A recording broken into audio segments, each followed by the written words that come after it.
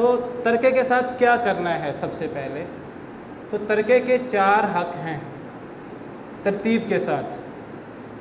آخری حق ترکے کا ترکہ کی تقسیم ہے. اس سے پہلے 3 حق ہیں جو ترکہ کی تقسیم سے پہلے پورے کرنے ضروری ہیں. اگر وہ پورے نہ کیے جائیں تو ترکہ کی تقسیم نہیں ہوتی، ڈائریکٹ ترکہ کی تقسیم نہیں ہوتی. یہ نہیں کہ کچھ لوگ جو ہیں وہ انتظار میں بیٹھے ہوں کہ جی کب ماں باپ فوت ہوتے ہیں اور کب ہم وراثت لیتے ہیں اور کب ہم وراثت تقسیم کرتے ہیں. نہیں، ترکہ کی تقسیم سے پہلے 3 مزید حقوق ہیں ترکہ کے جو ترکہ کی تقسیم سے پہلے ادا کرنے ضروری ہیں ترکہ میں سے. وہ حقوق کیا ہیں؟ سب سے پہلے مرنے والے کے کفن دفن کا، اس کو دفنانے کا انتظام کیا جائے گا، اس کے جنازے کا انتظام کیا جائے گا. مرنے والا جیسے میں نے ذکر کیا کہ اس کے کفن دفن کا انتظام تو کسی نے کیا کوئی نہیں ہے، اور سب انتظار میں ہیں کہ آنکھیں بند ہوں تو ہم ترکہ تقسیم کریں. سب سے پہلے کفن دفن کا انتظام ہوگا. کفن دفن کا انتظام عام طور پر اولاد ورثہ کر لیتے ہیں، فوری کر لیتے ہیں. کوئی کر دے تو ٹھیک ہے، کوئی نہ کرے تو اس کفن دفن کا انتظام ترکہ سے ہوگا. تو ہمارا عزیز ہے، فوت ہو گیا ہے، تو سب سے پہلا اس کا حق ہے کہ اگر کوئی اسے کفن دفن کا انتظام نہیں کرتا تو اس کے ترکے سے ہی اس کے کفن دفن کا انتظام کر دیا جائے. جتنا خرچ آئے اس پر. آج کل ہمارے ہاں شہروں میں تو زمین بھی خریدنی پڑتی ہے، قبر کی جگہ خریدنی پڑتی ہے، اور اخراجات ہوتے ہیں. جتنے اخراجات آئیں 20,000 30,000 کم و بیش جتنے آئیں، کوئی نہیں کرتا تو ترکہ سے ہوں گے اور وہ ترکہ سے نکال لیے جائیں گے. اور اس کفن دفن کے اندر کسی قسم کا غلو، کسی قسم کا مہنگی چیزیں خریدنا اور کسی قسم کا ناجائز کام نہیں ہوگا. یہ کفن دفن اس طریقے کے مطابق ہوگا جو طریقہ پیارے نبی صلی اللہ علیہ وسلم نے سکھایا ہے. پکی قبر نہیں بنے گی، مزار نہیں بنے گا. مرنے کے بعد جو ہے وہ دیگیں تقسیم ہونی چاہیے. جمعرات کے دن جو ہے وہ چاول تقسیم ہونے چاہیے، یہ ہونا چاہیے، وہ ہونا چاہیے. اس قسم کا کوئی انتظام نہیں ہوگا. شرعی طریقے سے دفن کیا جائے گا عزت کے ساتھ، اور اس کا خرچ ترکے سے لیا جائے گا.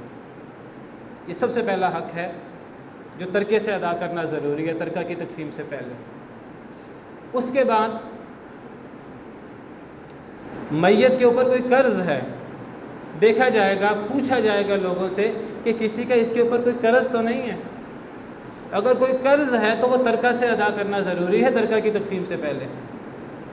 وہ جتنا بھی قرض ہے، اگر ایک آدمی 10 لاکھ چھوڑ کے فوت ہوتا ہے اور اس کے اوپر 10 لاکھ ہی قرض ہے تو وہ ترکہ تقسیم نہیں ہوگا. وہ سارا کا سارا مال قرض میں نکل جائے گا. فوراً ترکہ کی تقسیم نہیں ہونی.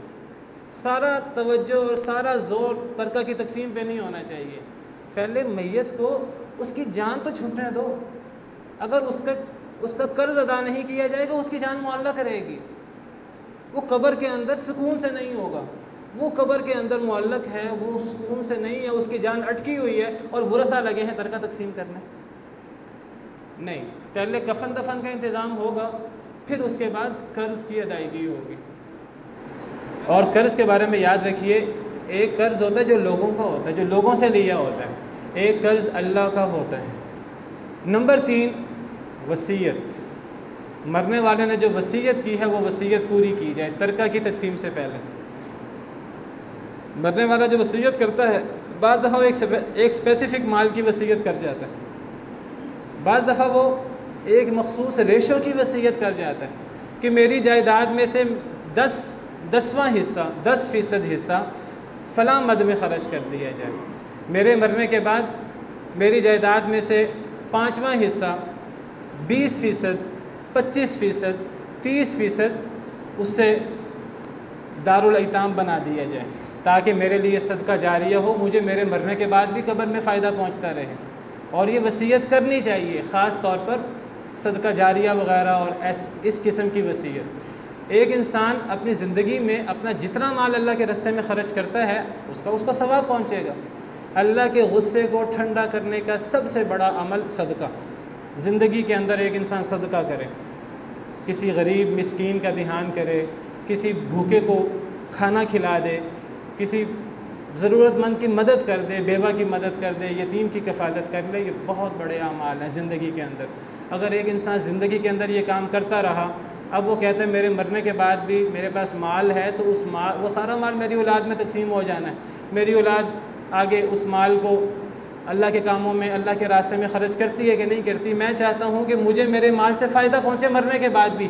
اللہ نے انسان کو مرتے وقت حق دیا ہے، کیونکہ مال اس نے کمایا ہے، اگر اس نے جائز طریقے سے کمایا ہو، اللہ نے حق دیا ہے کہ وہ 1/3 مال کی وصیت کر سکتا ہے، 1/3 کے اندر 1/3 سے زیادہ کی وصیت نہیں کر سکتا، کیونکہ یہ مال جو ہمارے پاس ہوتا ہے، ہم کہتے ہیں میرا مال میرا مال میرا مال، یہ میرا نہیں ہے۔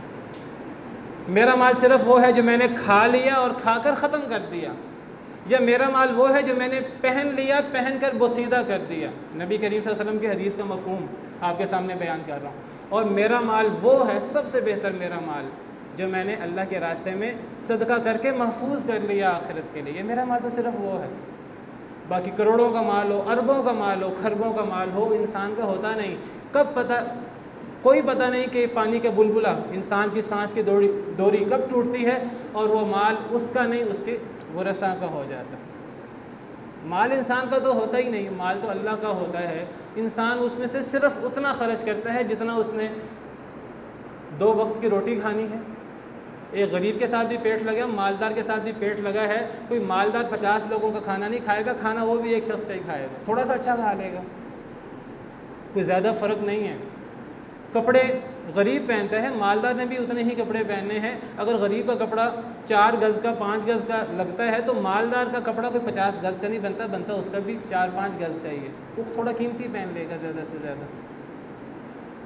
جو مال کھا لیا، جو مال پہن لیا، یہ تو ختم ہو گیا، نہ آپ کے فائدے میں نہ آپ کے نقصان میں۔ ایک مال وہ ہے جو آپ نے محفوظ کر لیا صدقہ کر کے اپنی زندگی کے اندر، یہ ہے اصل مال جو آپ کا ہے، یا جو آپ نے کھا لیا، پہن لیا، ختم کر لیا، یا جو آپ نے محفوظ کر لیا۔ اس کے علاوہ تو آپ کے پاس اربوں ہے، وہ آپ کا نہیں ہے، وہ آپ کے ورثاء کا ہے۔